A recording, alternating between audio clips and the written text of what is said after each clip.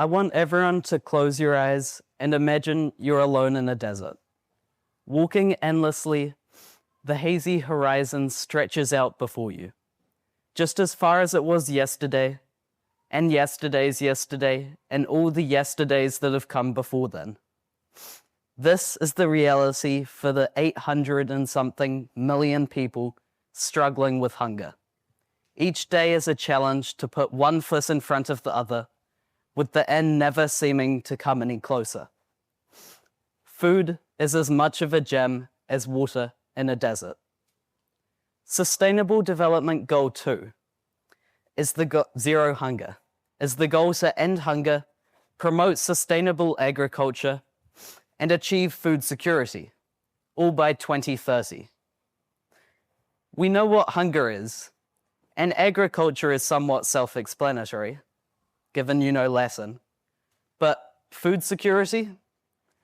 Zero hunger is not just about ensuring global access to food. It's about ensuring global access to safe and nutritious food.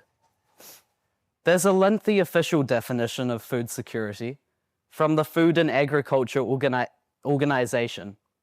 But essentially, it says that people have to have access to food that is A, affordable, and B, nutritious. Under this definition, food security is all too often taken as a given. If the food you're buying is too unhealthy, buy healthy food. If it's too expensive, buy it from somewhere else. It's not difficult. Unfortunately, it often is difficult. For people living in food deserts, where they have limited access to nutritious food, eating healthy means driving miles out of their way to find an affordable supermarket, or spending much more time and money than is practical. Healthy homemade meals aren't always an option. And sometimes food just isn't a priority for people. A good diet often doesn't rank high, among other things, like incomes, relationships, and education. As a result of all these things, millions of people are forced to depend on unhealthy fast food to survive. So what's the big deal, you ask?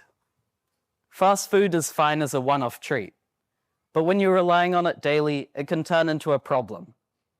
Spiked blood sugar, excessive binge eating, and greater heart disease risks have all been shown to be a consequence of eating fast food.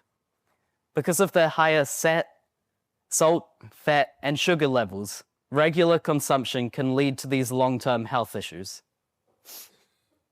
These statistics aren't just words on a page. They're a real problem for people in food deserts across the globe, which brings us to what we can do to help. The obvious one is to support local businesses.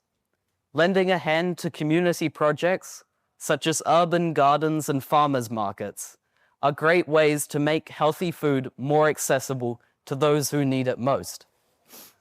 Government policies relating to subsidies, land use, and transportation infrastructure can also be implemented to make healthy food more accessible for people living in food deserts. If you're not the government, however, or you don't live near a market, your way of helping can be as simple as educating people on what food security is.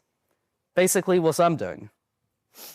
So now, I want you to imagine yourself back in that desert. But instead of the dry, sandy plain you probably pictured, visualize yourself surrounded by ice, snow, and the cold. The world's largest desert, Antarctica. The roaring sea far to your left, and a snowstorm rolling in from the north. Drinkable liquid is scarce. In the words of Samuel Coleridge, water, water everywhere, but not a drop to drink.